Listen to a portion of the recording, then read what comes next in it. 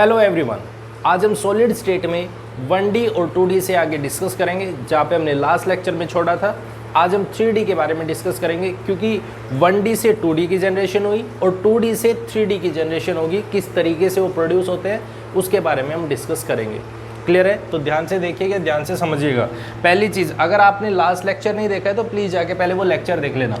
देखो, हमने बात की 1D में अरेंजमेंट किया कि भाई किस तरीके से एटम एक दूसरे के बगल में आते हैं और फिर वो अरेंज होते हैं। उसके बाद 1D से हम 2D पे आए और 2D में हमने एक बहुत इंपॉर्टेंट पॉइंट पढ़ा था, वॉइड्स के बारे में पढ़ा था। उसमें वॉइड में हमने एक इंपॉर्टेंट पॉइंट देखा था और वो ये कि 2D में दो टाइप के वॉइड्स बनते हैं। एक बनता है हमारे पास में ट्रायंगुलर वॉइड और दूसरा बनता है हमारे पास में स्क्वायर प्लेनर वॉइड। ठीक है, ये दो टाइप के वॉइड बने थे। एक बार मैं दिखा भी देता हूँ आपको कि ट्रायंगुलर कैसा वॉइड था और स्क्वायर प्लेनर कैसा वॉइड है। देखो, ट्रायंगुलर वॉइड कुछ इस टाइप का है जहाँ पे दो एटम्स एक दूसरे के बगल में रखे हुए हैं और इनके जस्ट जो स्पेस है उसके ऊपर मेरे पास तीसरा एटम रखा हुआ है। ठीक है, जो बीच में जो ये स्पेस बचा है वो स्पेस मेरे पास ट्रायंगुलर वॉइड कहलाएगा। क्लियर हो गया? कैसा कि भाई दो एटम्स तो यहाँ पे इस तरीके से रखे हुए हैं और एक एटम मेरा यहाँ पे रखा हुआ है। जो ये बीच का जो ये स्पेस है ये वाला, ये मेरे पास में ट्रायंगुलर वॉइड कहलाएगा। ऐसे स्क्वायर प्लेनर की बात करें तो दो एटम्स इस तरीके से रखे हुए हैं और इनके जस्ट नीचे मेरे पास में दो एटम्स और रखे हैं और यहाँ पे जो ये स्पेस है ये वाला, ये मेरे पास में स्क्वायर प्लेनर वॉइड कहलाएगा। क्लियर है? अब क्योंकि देखो यहाँ पे एक चीज़ ध्यान से देखने वाली है, वो ये कि जो ये एटम्स है इनके पास में लेंथ है, इसके पास में ब्रेथ है, लेकिन इसके पास हाइट नहीं है। अगर किसी भी तरीके से मुझे इस 2D अरेंजमेंट को 3D में कन्वर्ट करना है तो मुझे क्या करना पड़ेगा? मैं इसको एक प्लेन में देख रहा हूँ अभी फ़िलहाल। अगर यदि मैं या तो इसके ऊपर से या इसके नीचे से कोई एटम ले आता हूँ तो होगा क्या? होगा ये 3D में कन्वर्ट हो जाएगा। तो यहाँ से हम 3D के बारे में डिस्कस करना स्टार्ट करते हैं। 2D से जनरेशन होती है 3D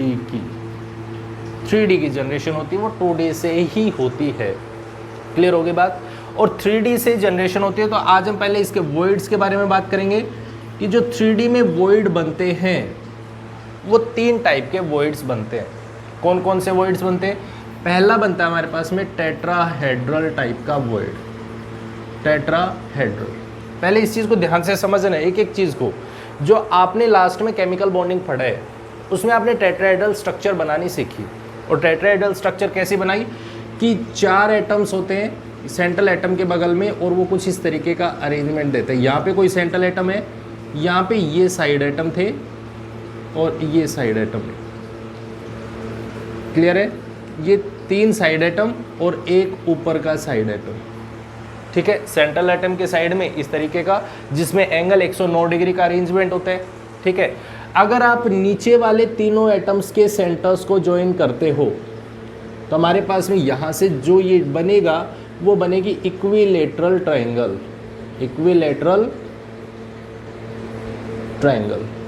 ठीक है, इक्विलेटरल ट्रायंगल बनेगी।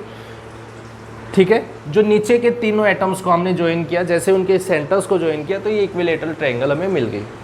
अब यहाँ से ये जो ऊपर वाला एटम है इसके सेंटर को इन तीनों एटम्स के सेंटर से मैं ज्वाइन कर देता हूँ तो मेरे पास में जो अरेंजमेंट बन के आएगा वो अरेंजमेंट बन के आएगा टेट्राहेड्रल टाइप का। टेट्राहेड्रल अरेंजमेंट निकल के आएगा। क्लियर? अब देखो, टेट्राहेड्रल अरेंजमेंट ऐसा होगा। अब ये देखो, सबसे इम्पोर्टेंट बात क्या है, ये निकल के कहाँ से आ रहा है? ये आ रहा है मेरे पास ट्रायंगल से।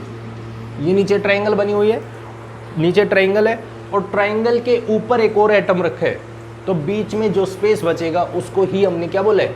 Tetrahedral void. कैसे? देखो, ध्यान से समझना है, इनको दिमाग में बिठा लो ताकि आपको समझने में कोई भी मुश्किल ना हो। क्लियर है? आगे पूरा चैप्टर इसी पे ही बेस्ड है। तो नीचे मेरी कोई भी ट्रायंगल है, ये तो हमने 2D में भी देखा है, बट ट्रायंगल प्रेजेंट होगी, वो 2D में भी प्रेजेंट थी। नीचे के तीन एटम्स ये हो गए।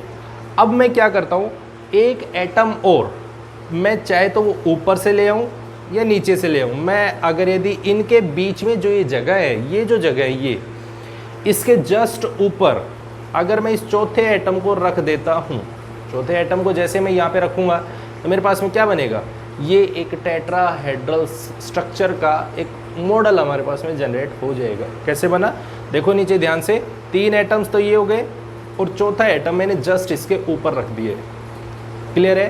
तो जैसे ये बना, ये हो गया अब मेरे पास में 3D अरेंजमेंट। मैं इसको जब देखूंगा तो ये मेरे पास में 3D अरेंजमेंट होगा, जिसमें हुआ क्या है, इसके बीच में जो ये स्पेस है, ये जो स्पेस है यहाँ पे और इसके बीच में, ध्यान से देखिएगा, अगर आप बना के देखोगे, घर पे बना के देखो तो इसके बीच में स्पेस बच गया है, ये वाला यहाँ स्पेस है। क्लियर है? अब इस स्पेस को हम बोलते हैं टेट्राहेड्रल वॉइड। इसको हम क्या बोलते हैं, टेट्राहेड्रल वॉइड। पहला क्लियर हो गया, पहला पॉइंट। टेट्राहेड्रल वॉइड कैसा होता है, ये बनता है मेरे पास में ट्राइंगुलर वॉइड से, 2D के ट्राइंगुलर वॉइड से। ध्यान से समझिएगा, ठीक है? ये ट्राइंगुलर वॉइड से जनरेट हुआ है टेट्राहेड्रल वॉइड, 2D के ट्राइंगुलर वॉइड से। क्लियर? इसके बाद हम नेक्स्ट स्टेप पे चलते हैं। दूसरा आता है हमारे पास में octahedral void. Octahedral second type का जो 3D में वॉइड होता है वो होता है ऑक्टाहेड्रल वॉइड। ऑक्टाहेड्रल स्ट्रक्चर आपने देखी होगी बना के, आपने केमिकल बॉन्डिंग में ऑक्टाहेड्रल स्ट्रक्चर देखी होगी, किस तरीके से फॉर्म करते हैं। भाई मेरे पास में नीचे कोई भी एक स्क्वायर होते हैं, जहाँ पे स्क्वायर का मतलब क्या हो गया, उसके चारों कॉर्नर्स पे एटम रखे हुए हैं, बीच में एक सेंट्रल एटम रखा है, जिनको आप ज्वाइन करते हो तो वो इस तरीके से बनता है। ठीक है? अब इसके एक ऊपर एटम होते हैं, एक इसके नीचे एटम होते हैं। इस तरीके से हम ऑक्टाहेड्रल स्ट्रक्चर बनाते हैं। ये हमारी ऑक्टाहेड्रल स्ट्रक्चर है। ठीक है? इसका मतलब क्या हुआ, मेरे को अगर ऑक्टाहेड्रल अरेंजमेंट बनाना है, क्या करना है, ऑक्टाहेड्रल अरेंजमेंट, तो मेरे को कैसे जनरेट करना पड़ेगा, उसको मुझे स्क्वायर प्लेनर वॉइड से बनाना पड़ेगा। 2D का स्क्वायर प्लेनर वॉइड, 2D के स्क्वायर प्लेनर वॉइड से। भाई स्क्वायर है और एक उसके ऊपर एटम, एक उसके नीचे एटम, और बीच में जो स्पेस होगा वही मेरे पास में ऑक्टाहेड्रल वॉइड कहलाएगा। क्लियर है? कैसे देखते हैं, ऑक्टाहेड्रल वॉइड को बना के देखते हैं। भाई मेरे पास ये कोई भी एक स्क्वायर प्लेनर वॉइड है, ठीक है, जहाँ पे हमने 2D में देखा इसको, बात क्लियर है। अब मुझे इसको 3D में जनरेट करना है, तो क्या करूँ मैं, एक एटम इसके ऊपर ले आऊँ, एक एटम इसके नीचे से ले आऊँ, तो क्या होगा, बनाते हैं। ये एक एटम आया जो इसके जस्ट ऊपर से आ रहा है, ये आ गया, ये तो मेरे पास में 5 एटम्स हो गए। मुझे छठा एटम और दिखाना है तो मैं इसके नीचे से एक एटम और ले आता हूँ। तो ये मेरे पास में जो अरेंजमेंट बने, जो अरेंजमेंट बन गया, ये कैसा हो गया, ऑक्टाहेड्रल वॉइड हो गया है। तो ऑक्टाहेड्रल वॉइड किससे जनरेट हुआ है, स्क्वायर प्लेनर वॉइड से, 2D के स्क्वायर प्लेनर वॉइड से हुए। ध्यान से देखिएगा, इस तरीके से ये अरेंजमेंट बना है। अब देखो एक बहुत इंपॉर्टेंट बात आती है यहाँ पे निकल के, कि जो ऑक्टाहेड्रल वॉइड है, जो ये ऑक्टाहेड्रल अरेंजमेंट है, ये हम एक तरीके से और जनरेट कर सकते हैं। कैसे? इसको मैं ट्रायंगुलर वॉइड से भी फॉर्म कर सकता हूँ, ट्रायंगुलर वॉइड से भी बना सकता हूँ। कैसे बना सकता हूँ, इसको समझ लेते हैं। देखो ध्यान से, पहले तो इस चीज़ का समझ में आ गई, स्ट्रक्चर समझ आ गई। अगर यदि मुझे इसको दूसरे तरीके से फॉर्म करना है ट्रायंगुलर वॉइड से, तो मैं कैसे बनाऊँगा, ट्रायंगुलर वॉइड से मुझे बनाना है तो मैं इसमें ध्यान दीजिएगा एक बार। भाई ट्रायंगल मेरे पास में इस तरीके से होती है, ट्रायंगुलर वॉइड ये है जिसमें एक एटम ये है, दूसरा एटम ये है और तीसरा एटम इनके बीच में आ गया, इस तरीके से। अगर मेरे पास में जो आपने अरेंजमेंट देखा है, पहले तो मैंने क्या किया, 2 एटम नीचे, एक एटम ऊपर। अगर मैं इसका जस्ट अपोजिट कर देता हूँ, अपोजिट करने का मतलब क्या है, 2 एटम मैं ऊपर रख देता हूँ और एक एटम में जस्ट नीचे रख देता हूँ, मतलब इसका अपोजिट डायरेक्शन में। किस तरीके से, इसको अगर मैं स्ट्रक्चर बनाऊँ तो यहाँ पे मेरी ट्राइंगल एक तो सीधी है, ये तो सीधी ट्राइंगल है, अब इसके अपोजिट डायरेक्शन में रख देता हूँ उल्टी करके, तो मेरे पास में ये जो अरेंजमेंट होगा ये भी एक ऑक्टाहेड्रल वॉइड का ही अरेंजमेंट होगा। कैसे होगा उसको देखते हैं। ये मेरे पास में 3 एटम्स हैं जो एक ट्रायंगुलर वॉइड बना रहे हैं, जिसमें 2 एटम्स आपकी तरफ हैं, एक एटम मेरी तरफ है। ये देखिए ध्यान से, एक एटम मेरी तरफ है और 2 एटम आपकी तरफ है। इस तरीके से देखोगे तो 2 एटम आपकी तरफ है, ये अरेंजमेंट। ये मेरे पास एक ट्रायंगल हो गई। अगर मैं इसी के ऊपर दूसरा एक और ट्रायंगल ले आता हूँ, लेकिन वो किस डायरेक्शन में, अपोजिट डायरेक्शन में। अपोजिट डायरेक्शन का मतलब क्या हो गया कि मुझे यहाँ पे जो एटम का अरेंजमेंट करना है वो कैसे करना है।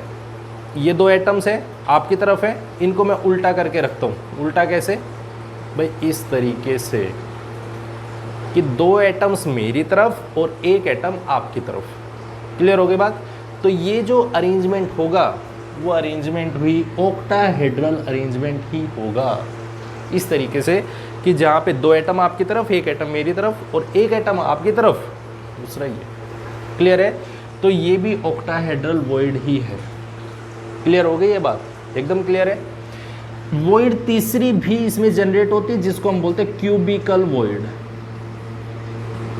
क्यूबिकल वॉइड, क्यूबिकल वॉइड क्या होता है अब, जिसको हम बार बार पढ़ेंगे, जिसके बारे में हम क्यूब के बारे में डिस्कस करेंगे आगे चल के। हमें फेस सेंटर, सिंपल क्यूबिक पढ़ना पड़ेगा, वो सब चीज़ें यहीं से ही आएंगी। क्लियर है। तो क्यूबिकल वॉइड कैसे जनरेट होगा उसको समझते हैं। क्यूबिकल वॉइड बनने के लिए मेरे पास में, आपको पता है क्यूब बनेगा। क्यूब बनेगा कैसे बनेगा, ध्यान से समझिएगा इस चीज़ को। अगर यदि मान लो मैंने, क्योंकि यहाँ पे देखा है ट्रायंगुलर वॉइड से टेट्राहेड्रल बने, ऑक्टाहेड्रल बना, वो दोनों से बने। लेकिन जो क्यूबिकल वॉइड है वो केवल और केवल स्क्वायर प्लेनर वॉइड से बनेगी। स्क्वायर प्लेनर से कैसे बनेगी, जैसे हमने यहाँ पे 2 एटम्स देखे, एक के ऊपर दूसरा, जो यहाँ पे ये देखा था अरेंजमेंट देखे। अगर यदि मान लो सपोज करो मेरे पास में 4 एटम्स हैं, मैं एक थोड़ा सा अरेंजमेंट बना लेता हूँ। इस तरीके से मेरे पास में कोई भी एक अरेंजमेंट है, ये वाला, एक एटम यहाँ रखा हुआ है, एक एटम यहाँ रखा हुआ है, एक एटम यहाँ है और एक एटम यहाँ है। मैं थोड़ा सा इसको बना रहा हूँ सेपरेट करके, ताकि आपको थोड़ा समझ में आ जाए। एटम सारे एक दूसरे को टच कर रहे हैं, स्क्वायर प्लेनर के एटम से एक दूसरे को टच करने लग रहे हैं। क्लियर है। अगर यदि इस एटम के जस्ट ऊपर, इस एटम के जस्ट ऊपर मेरे पास एक और एटम आ जाए, इस एटम के जस्ट ऊपर आ जाए एक और एटम, तो वो भी आ गया। इस एटम के जस्ट ऊपर आ जाए एक एटम, वो आ गया। और इस एटम के जस्ट ऊपर आ जाए एक एटम, तो वो आ गया। और चारों के चारों एटम से एक दूसरे को ज्वाइन कर रहे हैं, तो मेरे पास में जो एक अरेंजमेंट बनेगा वो मेरे पास में क्यूबिकल वॉइड बनेगी। क्यूबिकल वॉइड मतलब किस तरीके का अरेंजमेंट बोला हमने, कैसा बताए भाई। 4 एटम्स तो नीचे, 4 एटम्स नीचे जो स्क्वायर प्लेनर बना रहे हैं, स्क्वायर बन रहे हैं 1 2 3 4, चारों के चारों एक स्क्वायर बना रहे हैं जो इसके नीचे रखे हुए हैं। क्लियर है। इसी के जस्ट ऊपर मैं 4 एटम्स और रख देता हूँ। 4 एटम्स और रखने का मतलब है मैं इसी के ऊपर जस्ट 4 एटम और रख दूँ। इस तरीके का अरेंजमेंट जो होगा वो मेरे पास कैसा होगा, क्यूबिकल वॉइड बनेगा। क्यूब बन जाएगा, क्यूब टाइप का बन जाएगा, जहाँ पे 8 एटम्स इसमें अरेंज होंगे और वो इस तरीके से रखे होंगे। ध्यान दीजिएगा इस बात का। ये देखो इस तरीके का, तो ये बना मेरे पास में क्यूबिकल वॉइड। देखो वॉइड आपको नज़र आ रही होगी, इसके बीच में स्पेस है, इसके बीच में स्पेस है, तो इसको हमने बोल दिया क्यूबिकल वॉइड। क्लियर है, बात क्लियर हो गई, एकदम क्लियर है। तो हम इस तरीके से इसका अरेंजमेंट देखते हैं जहाँ पे एटम्स एक दूसरे के साथ में एडजस्टेड होते हैं। क्लियर, एकदम क्लियर है। चलो, तो ये तो था हमारे पास में जो 3D का अरेंजमेंट है और उसमें वॉइड्स हैं वो। अब अगर यदि हम बात करें कि 3D में ये अरेंजमेंट होता किस तरीके से, कैसे अरेंजमेंट करेंगे, ध्यान से देखिएगा। हमने जो लास्ट लेक्चर में देखा 2D का अरेंजमेंट, उसमें क्या देखा भाई, एक एटम ये है, दूसरा ये है,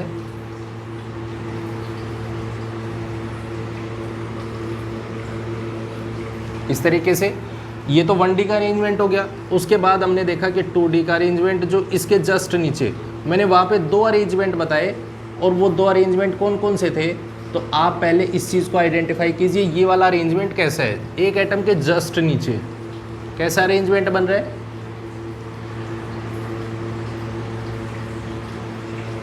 जी कैसा अरेंजमेंट है। हमने 2D में 2 अरेंजमेंट देखे, square planar, square close packing. एक तो ये देखा था स्क्वायर क्लोज पैकिंग, और दूसरा देखा था हेक्सागोनल क्लोज पैकिंग। 2 देखे थे।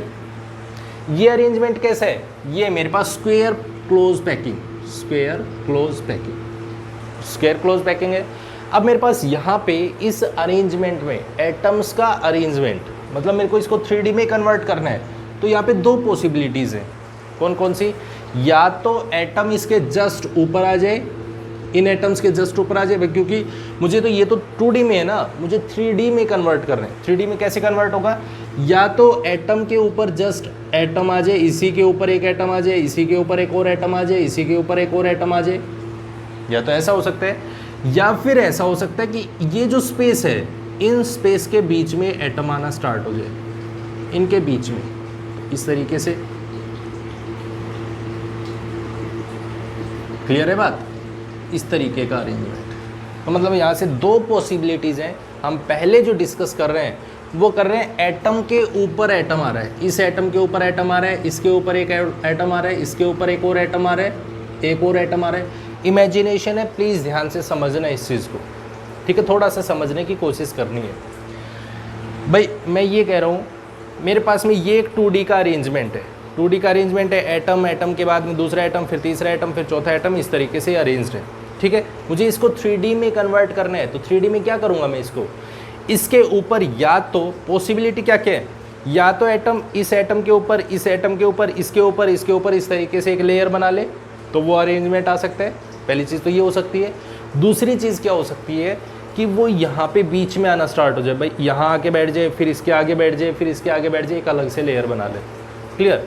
तो हम जो सबसे पहले डिस्कस कर रहे हैं वो डिस्कस कर रहे हैं एटम के ऊपर एक और एटम आ जाए, इस एटम के ऊपर एटम आ जाए, इसके ऊपर एटम आ जाए, इसके ऊपर एटम आ जाए। तो देखो ध्यान से देखना है यहाँ पे क्या अरेंजमेंट बन गया है।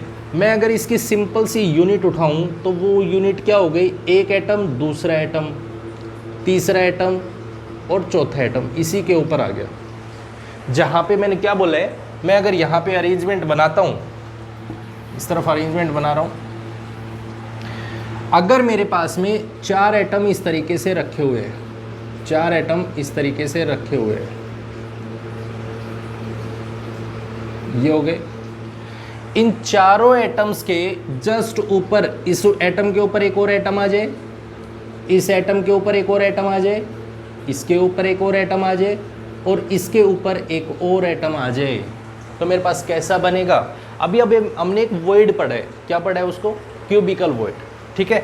सिंपल तरीके से मेरे पास एक क्यूब बनेगा। कैसा बनेगा, मैं इसको थोड़ा सा छोटा बना रहा हूँ ताकि मुझे बॉन्ड समझ में आ जाए। एक एटम ये हो गया, दूसरा एटम ये हो गया, तीसरा एटम मेरा ये हो गया और चौथा एटम मेरा ये हो गया, इस तरीके से हो गया। और चारों के चारों एटम एक दूसरे के साथ में लिंक्ड है, जॉइंट है। क्लियर, ये अरेंजमेंट है इसका, यहाँ से ये इस तरीके से, ठीक है। अगर यदि इस एटम के जस्ट ऊपर एक और एटम, तो इस एटम के जस्ट ऊपर एक और एटम, वो ये हो गया। इस एटम के जस्ट ऊपर एक और एटम, तो ये हो गया। इस एटम के जस्ट ऊपर एक और एटम, तो हम कह देंगे वो ये हो गया, यहाँ पे ले लो। और इस एटम के जस्ट ऊपर एक और एटम, तो वो ये हो गया। तो देखो ध्यान से, एक एटम ये, एक एटम ये, और चारों के चारों आपस में जॉइंड है, चारों के चारों आपस में जॉइंड है। नीचे एक स्क्वायर, ऊपर भी एक स्क्वायर, और चारों को जब मैं यहाँ पे जॉइन करूँगा तो मेरे पास में क्या बनेगा, वो बन के आएगा, एक क्यूब बन के आ जाएगा। मुझे क्यूब दिखेगा, क्यूब की नज़र आएगी, जो ये कहलाएगा क्यूब। पहली चीज़ और सबसे इम्पोर्टेंट बात क्या है, इस यूनिट को हम क्या बोलेंगे, इसको हम बोलेंगे सिंपल क्यूबिक लैटिस। बहुत इम्पोर्टेंट पॉइंट है। सबसे पहली चीज़ क्या निकल के आई मेरे पास में, सिंपल क्यूबिक लैटिस। मतलब क्या बोलते हैं इसको हम, SCC, सिंपल क्यूबिक क्रिस्टल बोल दो, लैटिस बोल दो, एक ही चीज़ है, एक लैटिस बन के है, वो ये। पहली चीज़ क्लियर हो गई।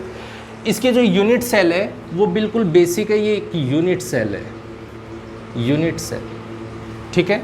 अब एक चीज़ बहुत इंपॉर्टेंट, यूनिट सेल दो टाइप की, कौन कौन सी, एक तो प्रिमिटिव, दूसरी नॉन प्रिमिटिव। यहाँ पे देखिए सारे के सारे एटम्स, कितने एटम्स है, 1 2 3 4 5 6, 7 एंड 8। आठों के आठों एटम्स, 8 एटम्स प्रेजेंट है। आठों के आठों एटम्स कहाँ पे प्रेजेंट हैं? कहाँ पे प्रेजेंट है? तो हम कहेंगे सारे के सारे कॉर्नर पे प्रेजेंट हैं। कॉर्नर पे प्रेजेंट है, इसका मतलब क्या हो गया? ये कौन सी यूनिट सेल है? कैसी है? प्रिमिटिव या नॉन प्रिमिटिव? तो हम कहेंगे ये प्रिमिटिव यूनिट सेल है। Primitive unit cell. पहली चीज़ क्लियर हो गई? पहली चीज़ क्लियर हो गई कि मेरे पास में जो अरेंजमेंट है वो प्रिमिटिव यूनिट सेल का अरेंजमेंट है। क्यों है? क्योंकि सारे के सारे एटम्स कहाँ पे प्रेजेंट है? कॉर्नर पे प्रेजेंट है। पहली चीज़ क्लियर, पहला पॉइंट क्लियर हो गया। चलो ठीक है, पहला पॉइंट क्लियर हो गया। ठीक है, अब दूसरी चीज़ समझने की कोशिश करते हैं। दूसरी चीज़ क्या है कि इस अरेंजमेंट में एटम्स का टोटल नंबर ऑफ, या मैं ये कह सकता हूँ इसमें जो टोटल नंबर ऑफ एटम्स हैं मिलके कितने बना रहे हैं इसको। जैसे मुझे यहाँ पे पैकिंग एफिशिएंसी निकालनी है, सबसे पहली चीज़ तो मुझे ये करनी पड़ेगी, अगर मुझे कोई भी क्यूब मिल रहा है, कोई भी क्यूब दिखा है, तो अब हम सिंपल क्यूबिक क्रिस्टल को समझने की कोशिश करते हैं। सिंपल क्यूबिक क्रिस्टल, ठीक है। इसका अरेंजमेंट एक बारी देख लेते हैं, पहले अरेंजमेंट बना के देख लेते हैं, क्योंकि हम थोड़ा सा छोटा अरेंजमेंट बनाएंगे ताकि हमें एटम्स का सही से अरेंजमेंट हमें पता चल सके। ठीक है, जैसे मान लो सपोज करो मेरे पास में 4 एटम्स इस तरीके से रखे हुए हैं, एक नीचे स्क्वायर बना हुआ है और वो इस तरीके का अरेंजमेंट देने लग रहे हैं। ठीक है, इस तरीके से नीचे 4 एटम रखे हुए हैं, मैं इनको थोड़ा छोटा एटम बना रहा हूँ। ध्यान देना, ये लगने में ऐसा लगेगा कि हमें एटम्स हैं वो टच नहीं कर रहे, एक दूसरे को टच नहीं कर रहे, दिखने में ऐसा लग रहा है, लेकिन चारों के चारों एटम एक दूसरे को टच कर रहे हैं। क्लियर है? ये मेरे 4 एटम्स हो गए। इस एटम के जस्ट ऊपर, इस एटम के जस्ट ऊपर मेरे पास में एक एटम रखा हुआ है, ये हो गया। इस एटम के जस्ट ऊपर मेरे पास एक एटम रखा हुआ है, ठीक है, वो यहाँ से यहाँ पे ये हो गया। क्लियर है? इस एटम के जस्ट ऊपर एटम रखा हुआ है तो वो यहाँ पे हो गया, कोई भी ये यहाँ हो सकता है, इसे थोड़ा ऊपर ले लो, नीचे ले लो, कोई फर्क नहीं पड़ता, इसे ऊपर ले लिया तो मेरे पास में ये ज्वाइन कर दिया। ठीक है, इस एटम के जस्ट ऊपर एक और एटम रखा हुआ है तो वो यहाँ हो गया, यहाँ पे ज्वाइन कर दिया, यहाँ पे। और इस एटम के जस्ट ऊपर एक और एटम रखा हुआ है तो यहाँ पे, और इन चारों के चारों, क्योंकि चारों एटम भी एक दूसरे को टच कर रहे हैं, ये वाले, तो ये भी एक स्क्वायर बन गया और इसको हमने ज्वाइन कर दिया तो मेरे पास एक क्यूब बन गया है, क्यूब। क्लियर है? ये एक अरेंजमेंट आया मेरे पास में सिंपल क्यूबिक लैटिस का। क्लियर? अब इसमें ध्यान से समझना है, क्योंकि मेरे को एक बात पता है, किसी भी क्यूब की जो एज होती है, ये वाली सारी की सारी क्या कहलाएंगी? इस क्यूब में ये सारे के सारे, ये जो लाइन है ये कहलाएंगी मेरी एज। भाई किसी भी दीवार का जो कोना है वो उसकी एज कहलाएगी। बात क्लियर है? सबसे पहले अगर यदि मैं इस रूम के कॉर्नर देखूं, इस रूम में यहाँ पे देखूं, तो मेरे पास में ये टोटल नंबर ऑफ एज हैं, ये सारी की सारी एज है। ठीक है, एज होंगी। अगर यदि मैं बात करता हूँ ये जो बीच में, मैं एक सरफेस को उठा लेता हूँ, एक पोर्शन को, मतलब मेरे पास ये दीवार है, इस दीवार को मैं अगर यदि सामने से देखता हूँ तो ये कहलाएगा इसका फेस, इसका फेस कहलाएगा। बात क्लियर है? इसके बीच में मेरे को बॉडी सेंटर दिखेगा और यहाँ पे मेरे को कॉर्नर नज़र आएंगे, ये इसके कॉर्नर है। ठीक है, तो सारे के सारे एटम कॉर्नर पे रखे हुए हैं तो मेरे को ये प्रिमिटिव यूनिट सेल कहने को मिलेगी। क्लियर है? ये हमने लास्ट में भी डिस्कस किया था और वो देख लिया था। अब मुझे यहाँ पे सबसे इम्पोर्टेंट बात क्या है जो समझानी है, वो ये है क्यूब की सारी side, all sides are equal, all sides are equal, और इक्वल है तो उसको एज लेंथ बोलेंगे, एज लेंथ। क्योंकि मेरे पास में तो यहाँ से यहाँ तक की ये जो डिस्टेंस है ये है, ये एज लेंथ है, एज है और ये लेंथ है, तो एज लेंथ को हम ए से इंडिकेट करते हैं, ए से। क्लियर है? अब क्योंकि मेरे पास ये जो अरेंजमेंट बना है वो कैसा बना है भाई, 4 एटम्स तो नीचे रखे हुए हैं, ये वाले, और इसके जस्ट बगल में एक और एटम, 4 एटम तो यहाँ पे रखे हुए हैं और चारों एटम एक दूसरे को टच कर रहे हैं, और एटम टच कर रहे हैं, ये स्फीयर है, स्फीयर है तो यहाँ से सेंटर से इसकी डिस्टेंस r है इस सेंटर से इसकी डिस्टेंस r है, ये भी r, ये भी r। यहाँ से मेरे पास में एक एज बनी है। एक एज कैसे बनी है? दो एटम्स के सेंटर्स को टच करने से, आपस में दो एटम्स के सेंटर को मिलाने से, दो एटम्स के सेंटर को मिलाने से, दो एटम के सेंटर को मिलाने से। मतलब r मेरी ये डिस्टेंस है, r ये है, तो यहाँ से यहाँ तक की डिस्टेंस कितनी है? 2r। यहाँ से यहाँ तक की 2r, ये वाली 2r, ये भी 2r। मतलब ये हो गया एज लेंथ किसके बराबर हो गई? 2r के बराबर। एक बहुत इंपॉर्टेंट कॉन्सेप्ट निकल गया है। आपसे पूछा जा सकता है रिलेशन बिटवीन, बहुत बारी पूछा जाता है रिलेशन बताइए एज लेंथ और रेडियस के बीच में सिंपल क्यूबिक लैटिस के लिए। क्लियर हो गई बात? तो उसकी वो डिस्टेंस क्या होगी? a = 2r। ये बात समझ में आ गई? पहली चीज़ क्लियर हो गई। दूसरी चीज़ को समझने की कोशिश करते हैं। क्या चीज़ है वो? Packing efficiency. भाई पैकिंग एफिशिएंसी का मतलब क्या होता है? पहले तो इस चीज़ को समझ लेते हैं, पैकिंग एफिशिएंसी का मतलब क्या है। पैकिंग एफिशिएंसी का मतलब है कि हम पढ़ते सॉलिड, हम यहाँ पे क्या पढ़ रहे हैं? सॉलिड स्टेट पढ़ रहे हैं। और सॉलिड का मतलब क्या हो गया? एटम्स एक दूसरे से कितना क्लोज पैक्ड है। क्लियर है? एक दूसरे के कितना क्लोजली पैक्ड हो रहे हैं। जितना वो एक दूसरे के क्लोज पैक होंगे वही उसकी पैकिंग एफिशिएंसी कहलाएगी। मतलब ये जितने ज़्यादा क्लोज पैक्ड होंगे उतनी उसकी एफिशिएंसी ज़्यादा होगी पैक होने की। क्लियर? तो मेरे पास यहाँ पे पैकिंग एफिशिएंसी किस चीज़ को इंडिकेट करेगी या किस तरीके से इंडिकेशन होता है उस चीज़ को समझते हैं। कैसे निकालेंगे पैकिंग एफिशिएंसी? भाई पैकिंग एफिशिएंसी निकालने का मतलब है एटम कैसे है? स्फेरिकल है। स्फेरिकल है। एक एटम कितना टच हो रहा है दूसरे एटम के साथ में। ये एटम इस एटम से कितना टच हो रहा है, ये एटम इससे कितना क्लोज टच हो रहा है, कितना क्लोजली टच हो रहा है, ये चीज़। मतलब मेरे को ये एटम कैसा है? स्फेरिकल। तो वॉल्यूम किसका वॉल्यूम? Of atom. क्या कर रहे हैं? जो स्पेस ऑक्यूपाई कर रहे हैं, जितना स्पेस वो ऑक्यूपाई कर रहे हैं उसका वॉल्यूम, क्योंकि भाई वो वॉल्यूम ही होगा। जब अगर यदि वो स्पेस ऑक्यूपाई कर रहे हैं तो वो उसका वॉल्यूम ही होगा। और अगर कितने नंबर ऑफ एटम्स मिलके इस क्रिस्टल लैटिस को बनाने लग रहे हैं, जितने नंबर ऑफ एटम्स इस क्रिस्टल लैटिस को बनाने लग रहे हैं, अगर मेरे को उस वॉल्यूम से मल्टीप्लाई कर देता हूँ। भाई ये तो मैंने एक एटम के लिए लिया है कि भाई एक एटम जितना स्पेस ऑक्यूपाई करेगा, जितने नंबर ऑफ एटम्स मिलके इसको बनाएंगे उससे मैं मल्टीप्लाई कर देता हूँ और डिवाइड करता हूँ, क्योंकि मेरे पास बन के क्या आ रहा है? वो क्यूब आ रहा है। तो वॉल्यूम ऑफ क्यूब, अगर यदि मैं क्यूब के वॉल्यूम से मल्टीप्लाई कर देता हूँ, डिवाइड कर देता हूँ, टोटल वॉल्यूम से डिवाइड कर देता हूँ, तो मेरे को जो भी मिलेगा, भाई सिंपल सी बात है, आपको पूछ लिया जाए आपको कितने परसेंटेज आए, तो परसेंटेज कैसे निकालते हो आप? कितने निकालते हो? तो हम कह देते हैं कि वहाँ पे number of marks divided by total mark into 100, ऐसे तो करते हैं। भाई जितने नंबर ऑफ मार्क्स आपने लिए टोटल मार्क्स से डिवाइड कर दो इंटू 100, तो आपके पास में परसेंटेज निकल जाता है। वही सेम काम मैंने यहाँ पे किया है। जितना वॉल्यूम उसने ऑक्यूपाई किया, किसने? एक एटम ने। टोटल नंबर ऑफ एटम जितने मिलके बना रहे हैं मल्टीप्लाई कर दिया और डिवाइड कर देते हैं टोटल वॉल्यूम से। जो भी इसका टोटल वॉल्यूम होगा, टोटल वॉल्यूम किसका होगा? क्यूब का वॉल्यूम होगा। क्लियर है? अब क्योंकि मुझे परसेंटेज निकालनी है तो मैं इंटू 100 से मल्टीप्लाई कर देता हूँ।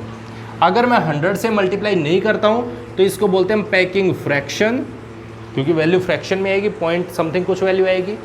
और अगर यदि मैं इसको 100 से मल्टीप्लाई कर देता हूँ तो इसकी वैल्यू आ जाएगी पैकिंग फ्रैक्शन की बजाय पैकिंग एफिशिएंसी। दोनों वर्ड्स में थोड़ा सा कन्फ्यूजन है, थोड़ा सा समझना है। अगर 100 से मल्टीप्लाई कर दिया तो वो पैकिंग एफिशिएंसी बन गया, और अगर यदि उसको 100 से मल्टीप्लाई नहीं किया तो वो पैकिंग फ्रैक्शन बन गया। क्लियर है? अब इसमें हम ये चीज़ निकालते हैं, क्योंकि ये तो मुझे पता है वॉल्यूम ऑफ क्यूब क्या होगा, सॉरी वॉल्यूम ऑफ स्फीयर क्या होगा, तो वो तो 4/3 पाई आर क्यूब होगा। ये तो मुझे पता है। जेड की वैल्यू क्या होगी? नंबर ऑफ एटम्स कितने मिलके बना रहे हैं वो मुझे निकालना है। Number of atoms simple cubic lattice में कितने होंगे, तो मैं कैसे निकालूंगा? भाई यहाँ पे मेरा एक एटम है, अगर मैं किसी तरीके से इस एक एटम का कंट्रीब्यूशन निकाल लेता हूँ कि ये एक एटम इस लैटिस को बनाने के लिए अपना कितना कंट्रीब्यूशन कर रहा है, कितना कंट्रीब्यूट कर रहा है। क्लियर है? और मैं इसको टोटल नंबर ऑफ एटम्स कितने हैं, तो वो 8 है, 8 है, 8 है, तो मैं इनको 8 से मल्टीप्लाई कर दूंगा। मतलब मुझे सभी के लिए अलग अलग नहीं निकालना है, मुझे एक एटम के लिए निकाल लेना है और सभी का कंट्रीब्यूशन उसी तरीके से सिमिलर होगा। तो मैं इसको निकालने की कोशिश करता हूँ, एक एटम का कंट्रीब्यूशन कितना है, ठीक है, वो समझते हैं। तो देखो कैसे होगा, अगर यदि मान लो सपोज करो मेरे पास में ये एक एटम है, इसका मुझे कंट्रीब्यूशन निकालना है कितना बना सकता है। अब ऐसा तो है नहीं ये कहीं से भी मतलब मेरे पास में इसके चारों तरफ कुछ भी नहीं होगा, सिर्फ एक यही जगह पड़ी हुई और मैं कह दूं कि भाई इसका बस ये एक अकेला ही है जो इसको बनाने लग रहा है, ऐसा तो है नहीं। तो यहाँ पे होगा क्या, यहाँ पे इसके अगल बगल में कितने और अरेंजमेंट है, किस तरीके का अरेंजमेंट बना रहे हैं, उसी के हिसाब से हम इसका कंट्रीब्यूशन निकालेंगे। मेरे पास ये एक एटम है, इधर भी एक लैटिस होगा, इधर भी लैटिस होगा, इस तरफ भी लैटिस होगा, इसके ऊपर भी होगा, इसके साइड में भी होगा। मतलब अगर यदि मैं इस एटम का अरेंजमेंट देखता हूँ तो मुझे यहाँ से 1/8 का कंट्रीब्यूशन मिलता है। 1/8 का मतलब क्या हो गया कि 8 एटम्स इसको मिलके बना रहे हैं, इसके इस तरफ भी मिलेगा अरेंजमेंट मिलेगा, इसके ऊपर भी मिलेगा, इसके बैक साइड में मिलेगा, इसके इधर भी है और इसके इधर भी है। मतलब हर साइड से जब हम इसको देखेंगे, एक कॉर्नर को आप पकड़ के देखोगे तो इस एटम का नीचे की तरफ भी, ऊपर की तरफ भी, साइड में भी और बगल में भी, मतलब इसका 8 जगह पे कंट्रीब्यूशन होगा। और 8 जगह पे कंट्रीब्यूशन हमें तो एक लैटिस में निकालना है, 8 में नहीं निकालना है, हमें तो एक लैटिस में निकालना है। एक लैटिस में हमें जो इसका कंट्रीब्यूशन है वो निकालना है। क्लियर है? तो इसका मतलब क्या होगा 1/8 और टोटल नंबर ऑफ एटम्स कितने 8 है। तो इसका मतलब ये हो गया Z की वैल्यू क्या होगी, Z की वैल्यू होगी 1, Z की वैल्यू 1। मतलब नंबर ऑफ एटम्स कितने फॉर्म कर रहे हैं वो 1 है। एक क्यों आया पता है आपको, क्योंकि मैंने एक atom, total number of atoms तो 8 है जो इसको बना रहे हैं, लेकिन 8 हिस्सों में बना रहे हैं भाई। 8 हिस्से, एक एटम 8 हिस्से दे रहे हैं, ठीक है। तो 8 है तो 8 को मल्टीप्लाई कर दिया 1/8 × 8, तो मेरे पास में यहाँ से वैल्यू आ गई 1। तो Z की वैल्यू 1 आ गई। वॉल्यूम ऑफ स्फीयर मेरे को पता है और वॉल्यूम ऑफ क्यूब मेरे को इसकी वैल्यू भी पता है। पुट करके देख लेते हैं, वैल्यू आ जाएगी। देखिए पैकिंग एफिशिएंसी क्या होगी, क्या वैल्यू होगी इसकी, Z की value 1 × volume of cube 4/3 πr³ divided by क्या, volume of cube. Volume of cube क्या होता है भाई, इसकी सारी साइड बराबर है, ए और ए, तो मतलब हम कह देते हैं ए क्यूब आएगा। ये तो वॉल्यूम ऑफ क्यूब है। अब क्योंकि हमने रेडियस में और एज लेंथ में दोनों में रेशियो हमने देखा है, रिलेशन हमने देखा है, तो वो रिलेशन क्या था 1 × 4/3 πr³ डिवाइडेड बाय ए क्यूब की जगह पे 2r का होल क्यूब। ये बन गया। इसको ओपन कर लेते हैं, 4/3 πr³ divided bye 8r³। r³ से r³ कैंसिल, तो मेरे पास में 4 से 8 कैंसिल, तो वैल्यू आ गई π/6। वैल्यू सॉल्व करोगे तो ये 0.524 × 100 से मल्टीप्लाई करेंगे तो ये 52.4% आ जाएगा। मतलब मेरे पास में इसकी जो पैकिंग एफिशिएंसी है सिंपल क्यूबिक लैटिस में वो कितनी परसेंटेज है, ध्यान दीजिएगा 52.4%। केवल 52.4% ही पैकिंग हो रही है सिंपल क्यूबिक लैटिस के लिए। बात क्लियर हो गई है, समझ में आ गया एकदम। इसके लिए 52.4 एटम्स का कंट्रीब्यूशन है, मतलब 52.4 एटम क्लोजली पैक्ड हो रहे हैं। जो एटम्स हैं वो 52.4% ही क्लोज पैक हो रहे हैं। क्लियर है? तो इसका बहुत ही कम इसमें फ्रैक्शन है जो इसमें मिल रहे हैं। फ्रैक्शन कितने हैं 0.524 और परसेंटेज कितनी पैकिंग एफिशिएंसी, तो 52.4% इसमें पैकिंग एफिशिएंसी। क्लियर हो गई बात? तो इस तरीके से हम इसको कैलकुलेट करते हैं। उसके बाद हमारे पास एक चीज़ और आ जाती है, सिंपल क्यूबिक लैटिस के लिए कोऑर्डिनेशन नंबर बताओ। कोऑर्डिनेशन नंबर बताओ भाई, कितना होगा कोऑर्डिनेशन नंबर। तो हम यहाँ से इसका कोऑर्डिनेशन नंबर निकालने की कोशिश करते हैं। कोऑर्डिनेशन नंबर क्या होगा, इस एटम का, ये एटम किसको टच कर रहा है, ये एटम इधर भी एक एटम है। सबसे पहले तो हम इसको देख लेते हैं, ये एटम इस एटम को टच कर रहे हैं, बिल्कुल इसको टच कर रहे हैं। भाई कोऑर्डिनेशन नंबर क्या होता है, अपने से बगल वाले कितने एटम्स को टच कर रहे हैं। ये नहीं करना है कि कितने एटम से सराउंडिंग है, सराउंड तो बहुत से होगा, लेकिन कितने एटम्स को वो टच कर रहे हैं। तो किसको टच कर रहे हैं, इसको टच कर रहे हैं एक एटम, इसको टच कर रहे हैं दूसरा एटम, इस एटम को टच कर रहे हैं तीसरा एटम। 3 तो ये हो गए। चौथा एटम यहाँ से इधर भी होगा भाई, क्योंकि ये अकेला थोड़ी पड़ा है, इसके बगल में भी एक और रूम होगा, तो एक ही हो गया, इसको टच कर रहे हैं। इसके ऊपर भी एक, उसको टच कर रहे हैं, इसके पीछे भी एक, उसको टच कर रहे हैं। मतलब टोटल कितने हो गए, 1 2 3 4 5 6। तो मतलब इसका कोऑर्डिनेशन नंबर है वो 6 है। किसी भी कॉर्नर पे एक एटम होगा, उसका 6 कोऑर्डिनेशन नंबर होगा। बात क्लियर हुई। हमने क्या क्या चीज़ें देखी हैं यहाँ पे, हमने देखा है सबसे पहली जो सिंपल क्यूबिक लैटिस है, उसमें देखा एज लेंथ में और रेडियस में रिलेशन a = 2r, यही होता है। हमने इसमें पैकिंग फ्रैक्शन देखा, पैकिंग फ्रैक्शन था 0.524। पैकिंग एफिशिएंसी देखी, वो थी 52.4%। कोऑर्डिनेशन नंबर, इसका कोऑर्डिनेशन नंबर कितना है इसका, तो वो है हमारे पास में 6। सारे के सारे एटम्स कहाँ पे प्रेजेंट होते हैं, कॉर्नर पे प्रेजेंट होते हैं। 8 एटम्स होते हैं और वो सारे के सारे कॉर्नर पे प्रेजेंट होते हैं।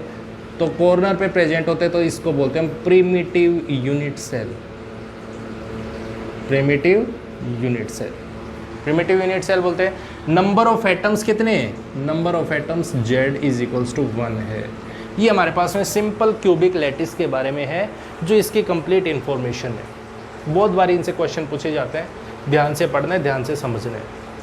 नेक्स्ट लेक्चर में हम इससे आगे BCC और FCC के बारे में पढ़ेंगे, उसे ध्यान से समझेंगे। तो प्लीज़ पहले एक बार इसको पढ़ के देखिए, इसको समझ के देखिए। उसके बाद में अगर आपको कुछ और चीज़ समझ नहीं आई है तो प्लीज़ उसे कमेंट बॉक्स में मेंशन कीजिए और दोबारा से डिस्कस कीजिए कि ये चीज़ मेरे को समझ नहीं है, दोबारा से बता दीजिए, मैं एक्सप्लेन कर दूँगा। क्लियर है। आई होप आपको ये लेक्चर पसंद आया होगा। अगर पसंद आए तो इसे लाइक, कमेंट और शेयर जरूर करें। और साथ में अगर आपने अभी तक चैनल को सब्सक्राइब नहीं किया तो प्लीज़ चैनल को सब्सक्राइब जरूर करें। Thank you very much and have a nice day.